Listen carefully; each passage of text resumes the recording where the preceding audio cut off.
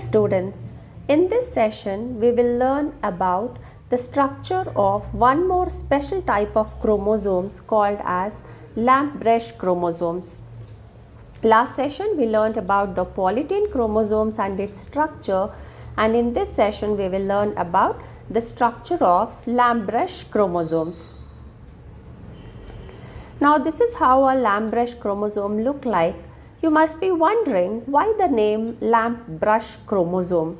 If you look at the structure of this chromosome, you can make out it appears like the structure of a brush which we use to clean bottles and other stuff. So because of that it was called as lamp brush chromosomes. We will discuss in detail these structures in the following slides.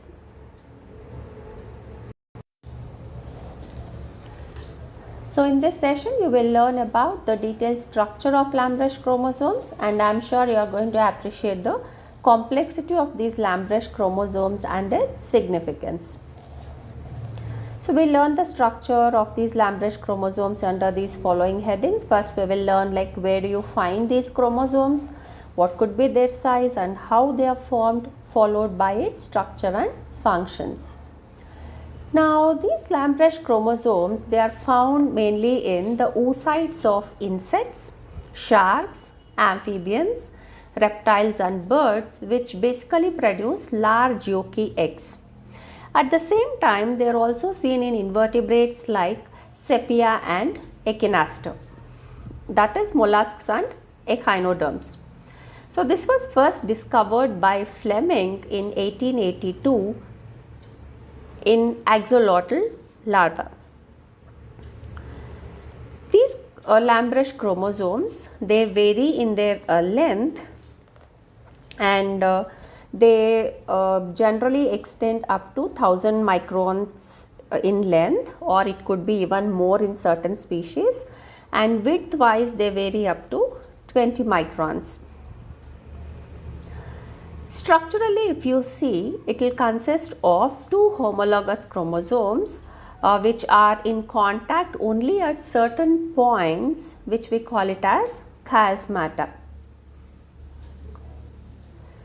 Each chromosome of the pair is formed by two chromatids which lie parallel and form chromosomal axis or the main axis.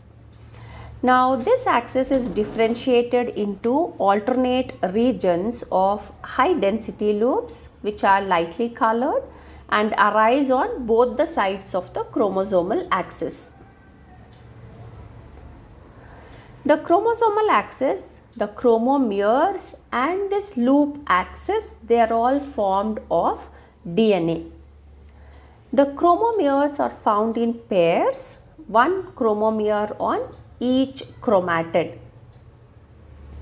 They are about 25 to 2 micrometer in diameter and are spaced about 2 microns from center to center along the chromatid axis. Now these probably represent the heterochromatic regions where axial filament remains tightly coiled.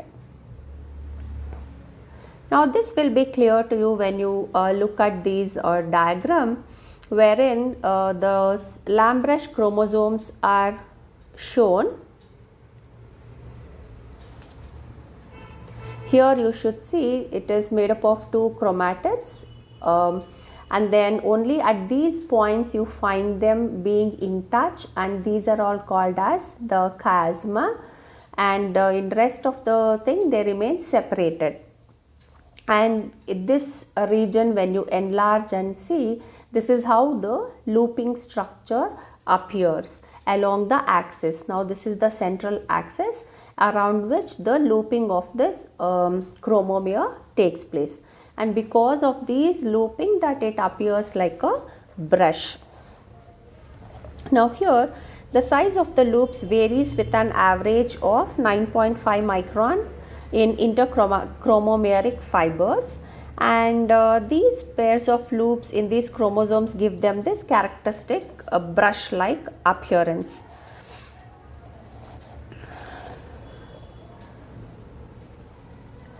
Now it is said that infrequently these loops exhibit a thin axis which probably consists of DNA, one DNA double helix, and from which the fibers project, which are covered with a loop matrix consisting of RNA and protein. For example, if you just take this one loop and enlarge and see, this is how it looks like. It will have a the axis, this is the axis which is double stranded here, and then from which it extends the loop in the form of an extended chromatin loop. And here you can see the chromomeres which is formed when chromatin get highly condensed here. Okay, so this is how the loops will be formed. Now the electron microscopic studies of such Lamb-Rush chromosomes by Miller and Beatty in the oocyte of salamander, it showed the presence of dense granules on the loop axis of DNA, representing large molecules of enzyme RNA polymerase. Upon getting attached to DNA, these initiate RNA synthesis. Now from these RNA polymerase molecules arise fine fibrils of RNA which increase in length, and that's how the ultrastructure of a single loop has been described. Now each loop here is considered to be one long operon consisting of series of identical copies of the same cistrons, which are nothing but the structural genes, separated by a spacer DNA. Each gene locus probably produce a very long RNA molecule which interact with protein to form ribonucleoprotein. Now this is what we said so far. When you take a loop here, when you take this loop structure and enlarge and see, this is how this is the visible structure of a loop. We said that this will be the central axis, and then this is the loop axis around which you can make out this loop matrix, which are in turn made up of RNA. Okay. So this is the inferred structure, that this is how it could have arranged. Now the number of pairs of loops gradually increases in meiosis till it reaches maximum in diplotin stage. As meiosis proceeds further, number of loops gradually decrease and the loops ultimately disappear due to disintegration rather than reabsorption back into the chromomeres.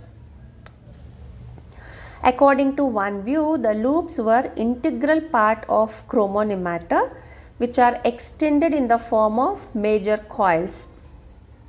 It is believed that these loops represent the modified chromosome structure at the loci of active genes. And it's also been observed that if the activity of these genes is stopped by an actinomycin D, which is nothing but an agent used to stop this synthesis of RNA on a DNA template, the loops of this Lamb-Rush chromosome will collapse, and suggesting that the loops are mainly consist of RNA. That's how we can say that this loop matrix is basically consisting of RNA. Now since earlier, like when there was a confusion as to how these loops are formed and what actually triggers the formation of these loops, there were two main views that were put forward. One by Callan and Lloyd, wherein they said a chromomere is the master gene with solenoid supercoiling, which produces several identical copies of its own, thereby it results in loop formation. So these extend out as a lateral loop formed of linear strand of nucleotides representing the transcriptionally active stage, and these were called as slave gene copies because they make copies of their own. Now, according to the other view, which is called as spinning out and retraction hypothesis, a chromosome is fully transcribed from one end to the other by spinning out a transient loop.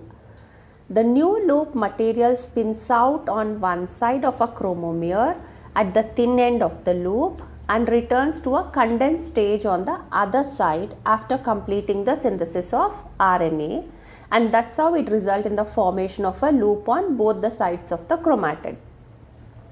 So these are associated with rapid synthesis of yolk and protein in the maturing ovum, and these disappear by the end of first prophase when chromosomes become thick and more condensed, and because of which they thought that these Lambrecht chromosomes may play some significant role in formation of yolk material in the ovum. Now, what could be its functions? There are two main functions of this Lambrecht chromosomes. One is synthesis of RNA, because we know that RNA is present in each loop, and so it helps in production of this RNA. And then formation of yolky material, wherein there are some probabilities that these Lambrecht chromosomes help in the formation of certain amount of yolk material in the egg. So these two are the main functions of this Lambrecht chromosome. They play an important role in synthesis of RNA and formation of yolk material. So this is about the occurrence, the size, the structure and function of Lambrecht chromosome. So these are the books that are referred to pull in the information. You can go through these books again for any kind of clarification. And this will be asked as a 10-marker question, wherein you have to write the structure of this Lambrecht chromosomes, the picture that we saw, along with the explanation. So we'll just take a quick recap of few questions about what we discussed. In which typical stage are these Lambrecht chromosomes observed? Do you see them in the meiotic prophase, or do you see them in mitotic metaphase, or mitotic prophase, or mitotic anaphase? In which phase we find these Lambrecht chromosomes?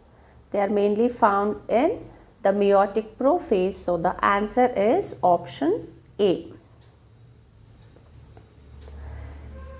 Now, where do you find these Lambrecht chromosomes? They occur mainly in the oocytes, or in cancer cells, or in lymph glands, or in salivary glands. What's the right answer?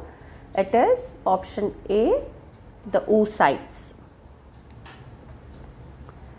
Loops in Lambrecht chromosomes represent site of, what do you find around the loops of the Lambrecht chromosomes? Is it a site of replication? Is it a site of transcription, or of cell division, or crossing over? What's the right answer? The right answer is, it represents the site of transcription. Now the term Lambrecht chromosome was coined by Sutton, Hofmeister, Fleming, or Balbiani. Who found this termed this Lambrecht chromosome? Who coined this term? It's answer C, Fleming. Then functions of Lambrecht chromosomes are formation of yolk material, synthesis of RNA, both A and B, or none of the above. What is the main function of Lambrecht chromosomes? We said it helps in synthesis of RNA and it helps in the formation of yolk material. So the right answer is option C, both A and B. So that's all for this session. I hope this has helped you to understand the structure of Lamb-Rush chromosomes easily. So just go through the video again, and all the best.